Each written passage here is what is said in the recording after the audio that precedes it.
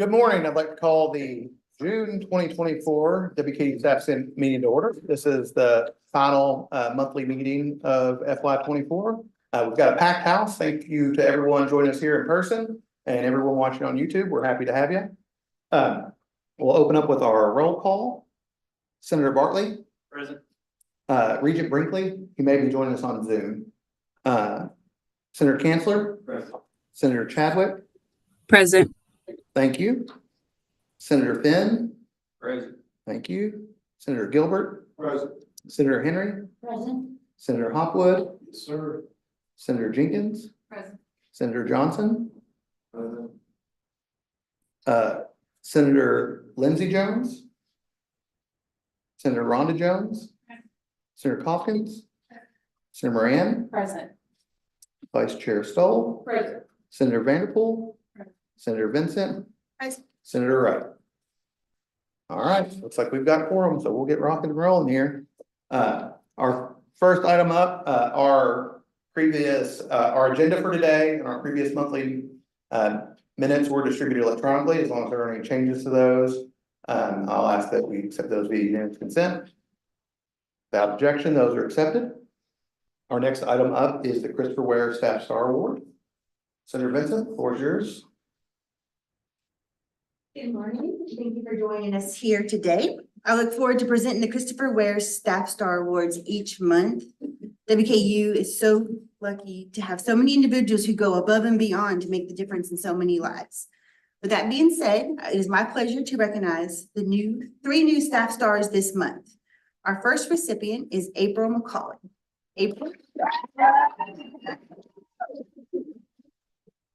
April is an academic program specialist for the Center for Innovative Teaching and Learning. Speaking on her behalf is Sierra Waller, Associate Director of CITL. Well, I feel like, as my boss Marco said, a happy mama, even though I'm not. But April joined our team. I think this is her 1-year anniversary today, so close to it, very close to it. But she came in and hit the ground running. I mean, she's truly been an asset to our team. She is a dedicated and hardworking employee here. She's been at WKU over 10 years. But she was in the CPD side and helped with staff leadership, staff leadership, and really played a crucial role in redeveloping that program and working tirelessly to provide outstanding and meaningful experiences to a number of staff members, maybe some of you in this room that went through that program. But for us, she has been a phenomenal bridge builder. I mean, we gave April a vision with not much direction, and she's taken it and she's ran with it.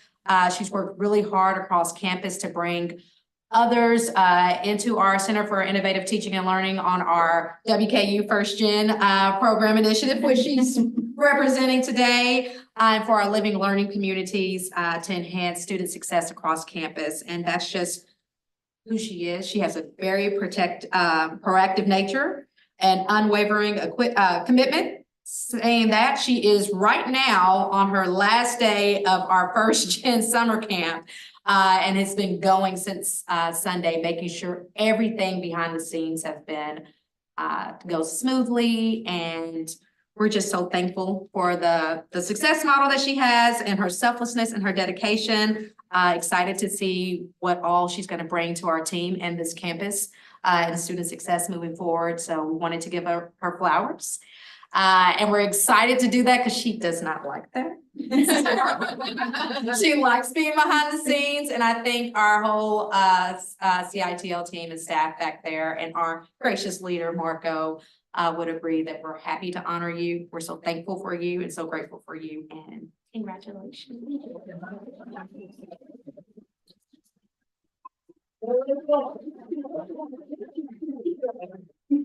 There's no better group on campus than CITL.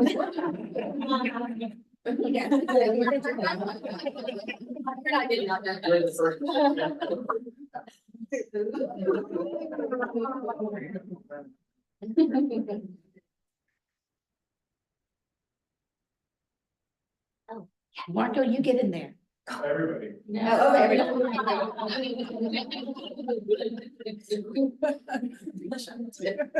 Marco, no one followed you. Oh, I know.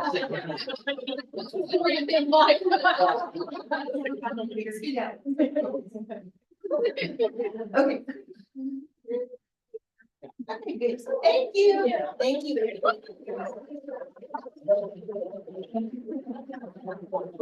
I'll add, Sierra was absolutely correct when she said that April had benefited the staff senate. The chamber is full of members of the staff leadership institute. So excited to see the impact on the Hill that you'll have in your new role. Thank you.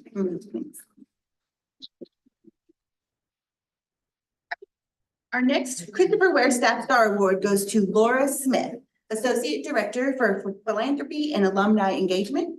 Speaking on behalf of Laura is Dr. Anthony McAdoo, Director of WKU Alumni Association.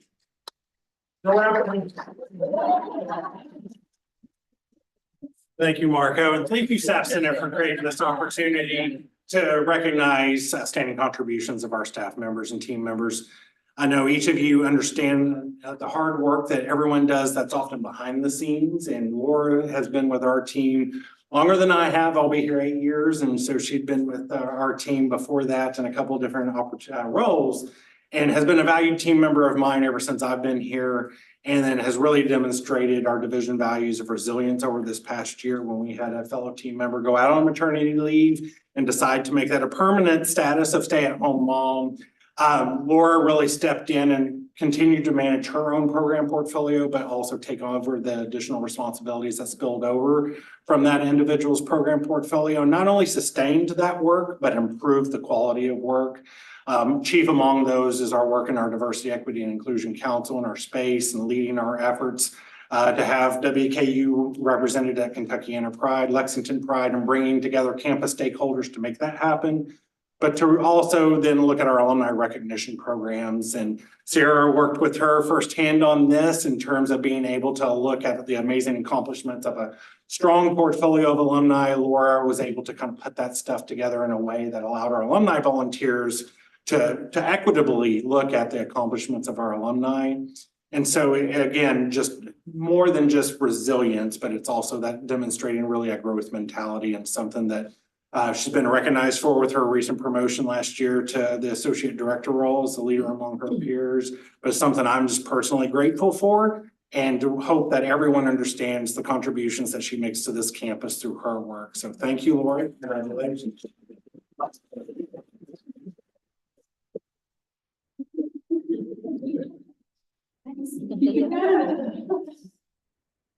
He's really good at that. You're the second recipient of our new red towel. Oh, love it.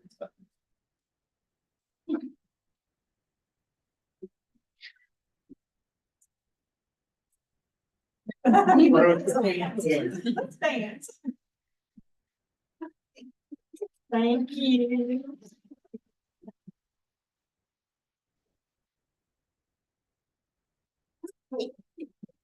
Our final Christopher Ware Staff Star Award goes to Jessie Wilcott, Information Technology Consultant for the Gordon Ford College of Business. Jessie was nominated by the Dean's Office, so I'm gonna go ahead and read his nomination. Jessie Wilcott is the unsung hero of the Gordon Ford College of Business. He truly is part of the GFCB family, and he puts the needs of our faculty, staff, and students above all other priorities. He is immediately available to address technology problems in our classrooms and meeting spaces. He is always willing to attend GFCB events, regardless of the time of day or day of the week, to ensure technology is ready and working properly. He never says, "This is not my job." He takes the reins of any problem and coordinates a solution. His incredibly positive attitude and demeanor diffuses stressful situation. He treats every question as though it is the most important question of the day, never making anyone feel dumb, even when the solution is obvious. We simply could not do the work we do without Jessie. He is without a doubt a star in the Gordon Ford College of Business.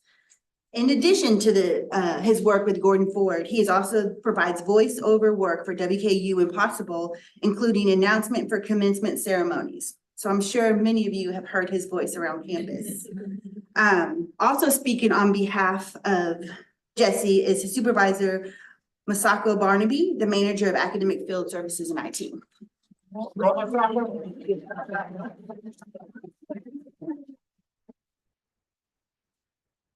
It is hard to, follow all the public speakers here, so I have my little things. Like the dean said, I'm a supervisor, but I'm not with him every day, so it's a little unique relationship, but I always trust Jesse's judgment. And Jesse always spend a little extra time to make sure people have everything they need to do their job easier. And that's really the key factor. That extra time and effort, it's hard for all of us to spend just one more step, but he makes sure everybody has everything they need to do their job. So, I really appreciate his effort and attention to details and willing to work with everybody every day, including students. And I think we often forget that, especially in the IT side, we often don't see them. So, but you see them every day. So, and I appreciate all the effort you do. And that's one of the key factors for him to receive this award. And congratulations and thank you for all your effort.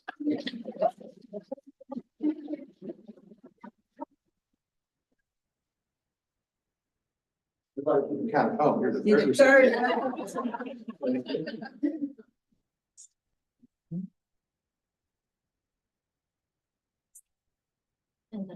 Yeah, Dean's office. Okay. Mark, come on.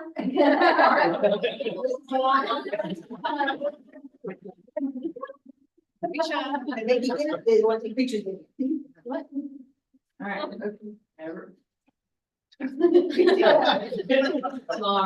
Mark, you're good.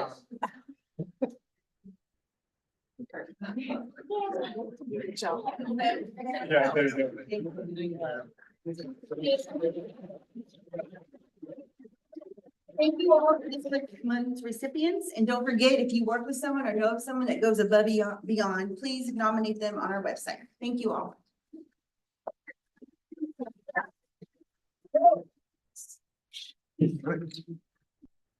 Give everybody just a second. I know everybody's got important work to get back to and probably trying to get back to Jody Richards Hall before the rain starts again.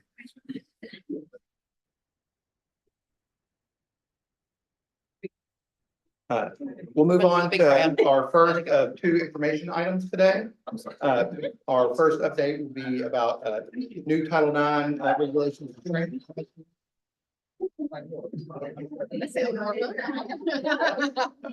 That first year camp's going good. Shoot. Those you want to talk to. Is this okay? Is everyone hearing me? Yes. Well, my voice usually carries, so I think I should be okay, but good morning, everyone. For those of you who do not know me, my name is Zena Demir, and I'm the Executive Director in the Office of Institutional Equity and the Title IX Coordinator. Thank you for having me. I promise I will just take a few minutes. This will not be a long, boring presentation by any means, but I wanted to come and speak to you all and let you know of some changes that are coming from our office because of the new Title IX regulations. As some of you may have been following along, and we have sent some emails out to the campus community as well. But the new Title IX regulations finally were released in April, and they become effective August 1st. And so one of the main changes that I wanted to be sure that you all were aware of so that they don't come as a surprise in August is mandatory training.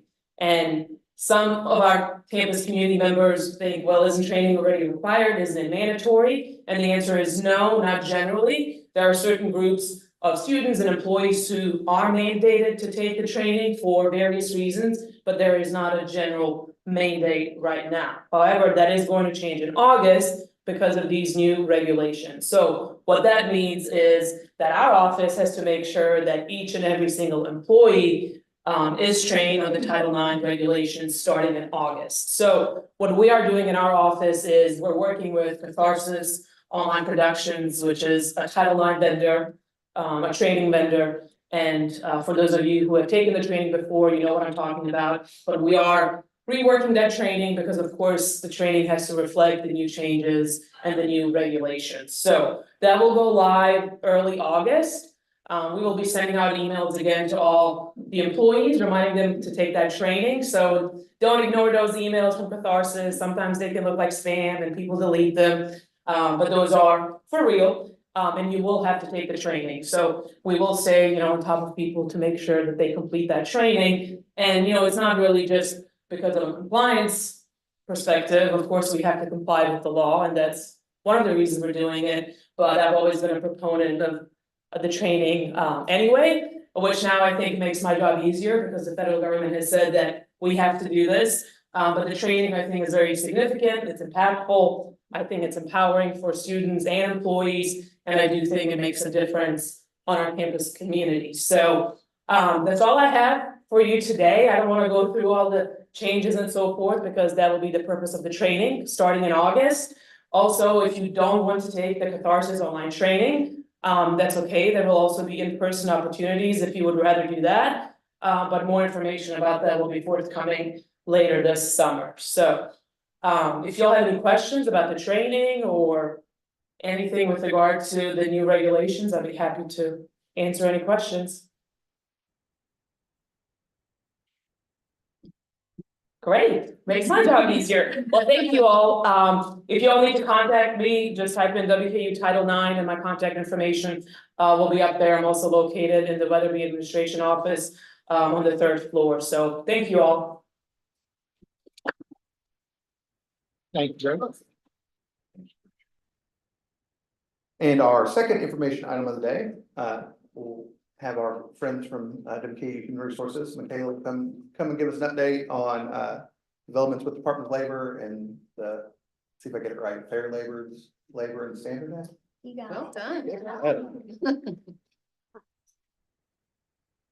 Well, good morning, everybody. Thank you so much for allowing us to come speak with you today. My name is Michaela Daniel. I'm the Human Resources Specialist here at WKU.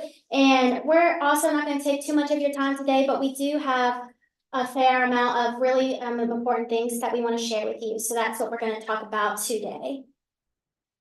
I forgot my clicker. Wow. You gave me one and I didn't even bring it They up. took care of it for you, or I can do it for you.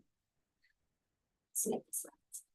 So what we're going to cover today, the biggest thing we're going to talk about is the Department of Labor's final ruling that is going into effect here soon. Basically, I'm going to give a brief history of how these rulings have changed in the past and what's happening now, and how it affects our employees here at the university. And then we're also going to touch on 2 other items today, and that's going to be our pay administration guidelines and a new staff orientation that's in the works. So just in general, what does the Fair Labor Standards Act and the Department of Labor do? Those are terminology that we're super familiar with in the Human Resources Office, but other offices on campus might not be too familiar with it. So in general, the Fair Labor Standards Act is the act that authorizes the Department of Labor to establish overtime exemptions. And those overtime exemptions are based on the duties of a position, a minimum salary level, and other specific items. So really what this means is what jobs are exempt from overtime and what jobs are not exempt from overtime. And we are obligated to be in compliance with whatever regulations they set forth. So a little bit of a history of these Department of Labor final rulings in the past. We saw one back in 2016, some of you guys might remember this. It came in proposing that minimum salary threshold to be just a little over $47,000, and it was going to automatically be increased every 3 years. And ultimately, that was paused, and it faced legal challenges, and it was paused. And it didn't come back up until 2019. They reached kind of an agreement on the ruling, and we got to the number of just a little bit over $35,000 for that minimum salary threshold with increases every 3 months. So this is what we are currently at. That went into effect January 1, 2020. And so we're facing another ruling now. So I'm going to show you guys what they're proposing now and what's going to change. So this is what they initially proposed last year in 2023. A threshold of $60,000 is what it started at. with the automatic updates to the salary level. So that full final ruling has come out for this current year, 2024, and this is where we're at. So effective July 1, this year, so just in a month or so, the minimum salary threshold is changing to $43,888. And they have proposed, also included in that is another salary increase coming January 1, 2025, upping it to $58,000 on 656, with the automatic salary level increases. So I do want to note that, let you guys know that legal challenges to this are already taking place. And it is likely, given the history of challenges in the past, that those dates of January 1 and forward, those last two items, those are likely to be modified and changed in some sort of way based on the legal challenges. We are keeping a close watch on it, and we'll let you know and keep you well informed as this plays out. So how we're responding to it, we have been diligently working to mitigate risk and making sure that we have a smooth transition for supervisors of employees that are affected by this and the employees themselves. We will be sending out detailed communication next week to employees, and that will be changing from exempt to non-exempt due to this ruling effective July 1. So please make sure you are checking out those emails. So essentially, to summarize what's happening here at the university, is that come July 1, any exempt employee that currently has a salary of below $43,888 is going to be reclassified as a non-exempt employee, and there's very few exceptions to this. So what that basically means, if you're going to become from exempt to non-exempt, what that means is that you're going to be eligible for overtime compensation for any hours worked beyond 40 hours a week. And then the other huge change is that you are now going to be required to keep a timesheet, a record of your hours worked per week. And so all those employees that are moving from exempt to non-exempt due to this ruling will be transitioned from the monthly payroll to the semi-monthly payroll. So this means instead of being paid once a month at the end of the month, your paycheck will simply be split between two paychecks, and your deductions will be split between two checks and everything like that. So that's the main changes that are taking place. So we are committed to making sure this is a smooth transition and keeping everybody well informed. So we are offering some trainings, and we highly, highly recommend that anybody that's affected by this in any way attends these trainings. So there's going to be two offerings. The first one's going to be for employees themselves that are changing from exempt to non-exempt. And that's going to be Wednesday, June 26th at 10 a.m. on Zoom. And then we're going to have another training on June 27th at 10 a.m. on Zoom for supervisors of employees that are going through this change. And the general topics that we're going to cover is basically administrative things that are going to change, and obviously payroll changes. So we're going to talk about how to fill out the timesheets, how to submit those appropriately, and how you basically have to take account of your time now, based what you've had to do in the past. So those will be recorded and uploaded to our online resource on our website. So we have created a website specifically for the DOL changes. We will have that uploaded after the trainings take place, and then we have links to the timesheets, how to fill out the timesheets, and some frequently asked questions are also already posted up on there. And we will continue to update that website as new news about the rulings and the challenges it's facing come out.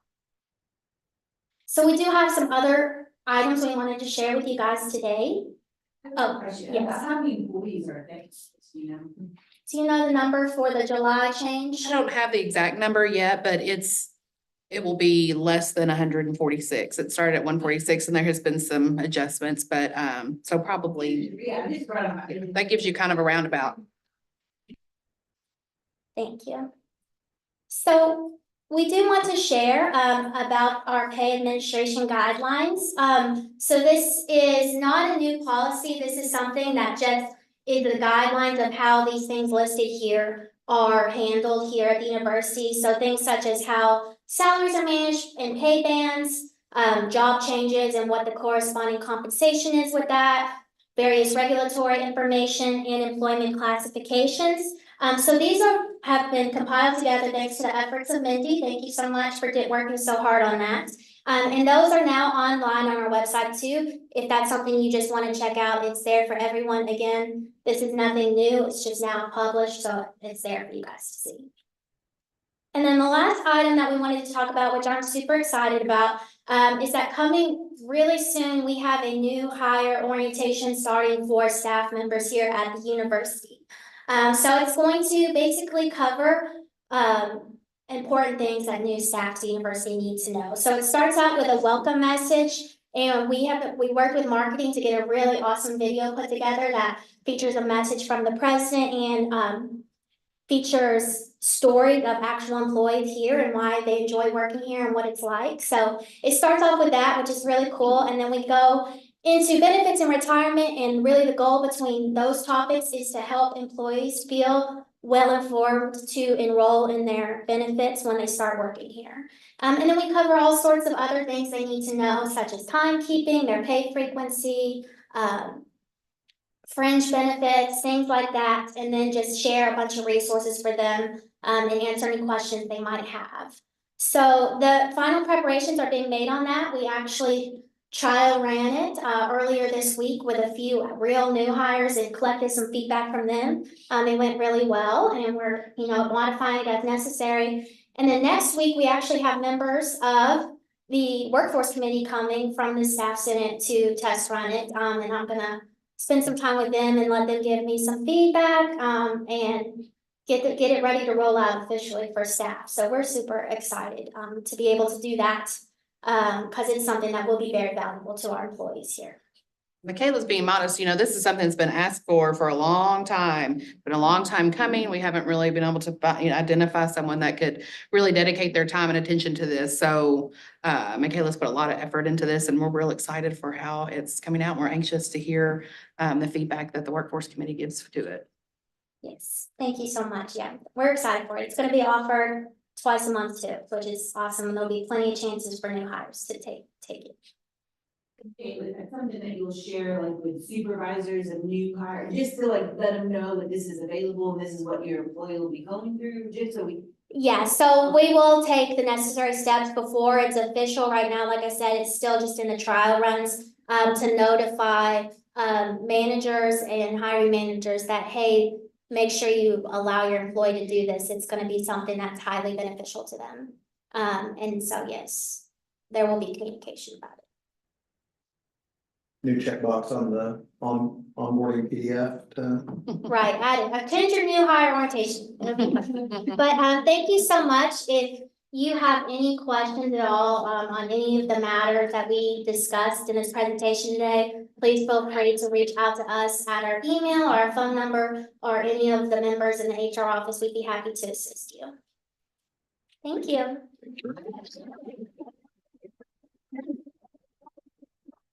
All right, we'll move on to our report section of our meeting with Regent Brinkley able to join us on Zoom. All right, we'll skip Regent Brinkley then. Senator Vincent, thank you very much.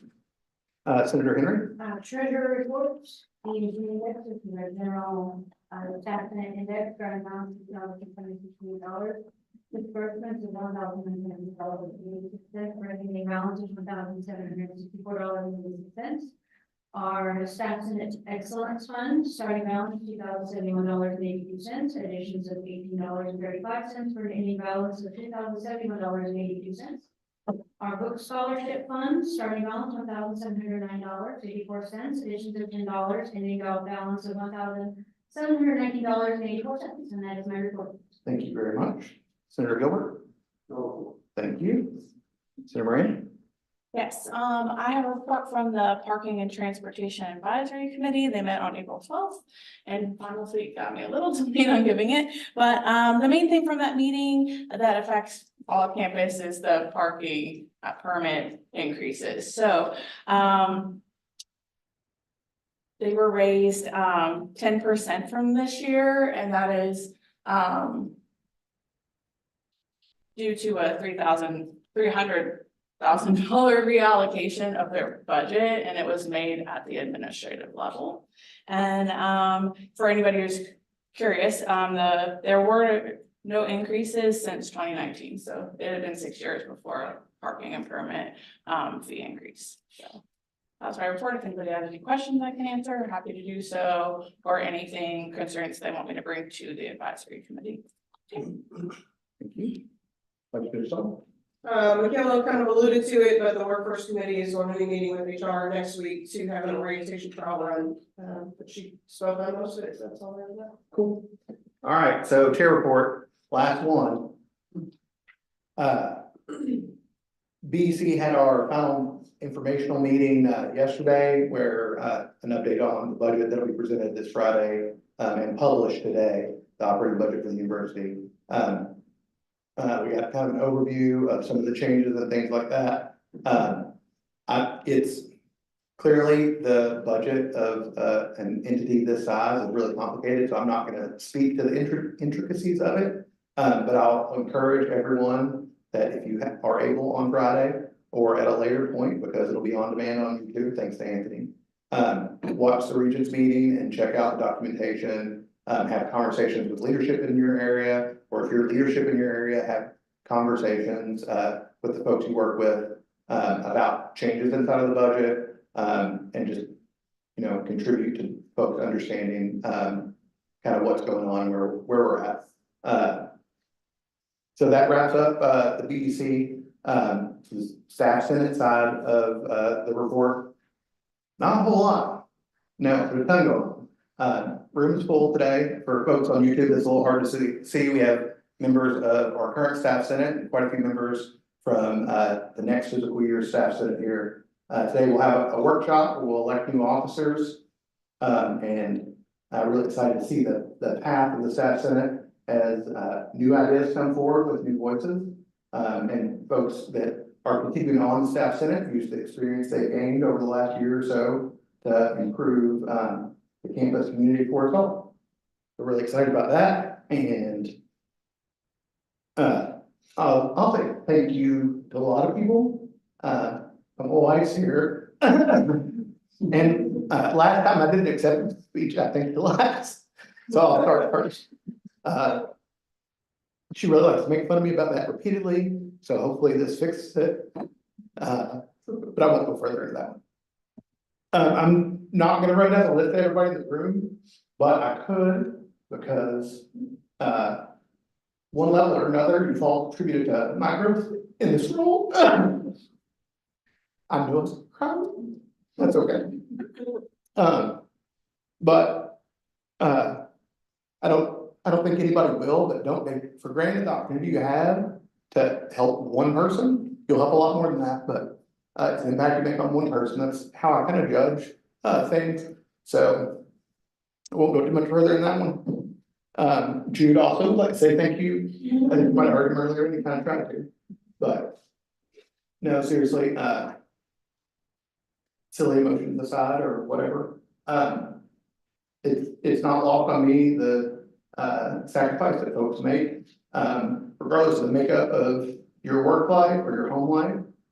You do make a tremendous extra effort to contribute to other people, and I really appreciate it. So go Tops.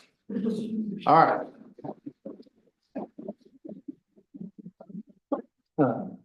We have any old business that needs to be brought before the Senate? Okay. Any new business? I've got something, but if anybody wants to go first. Okay. So we will have, following today's meeting, we'll have a lunch, and I need to request that staff senate approves. I think what we typically do, we usually spend around $200, but we approve up to $500 just to make it nice and easy. It's over, I think by rule, it's over $100, so we need the full Senate to approve it. But like that, we approve up to $500 for the lunch today. And that will need a second because it's not from a committee. Seconded. Okay, most have been made and seconded. If there's any debate. If not, since it's money, I'm gonna ask for a voice vote. All those in favor, say aye. Aye. Any opposed? Okay, motion carries, appreciate that. Any other new business? Okay, I do want to add a thank you and point out, I mentioned it during staff Star Wars, there are, the first, I think, that I've seen, staff, Senate Red House. If you don't know a lot about, campus branding, this is a very special towel. The seal is something that is very, very limited use, and being able to put that on staff Senate towel is recognition for the work that, we've done and that the public report have done and those ahead of us will do, so, big time. Any other new business? Okay, we also reserve time in staff Senate for public comment, so if there's anybody. Okay, so I want to make announcement that we have our workshop later today.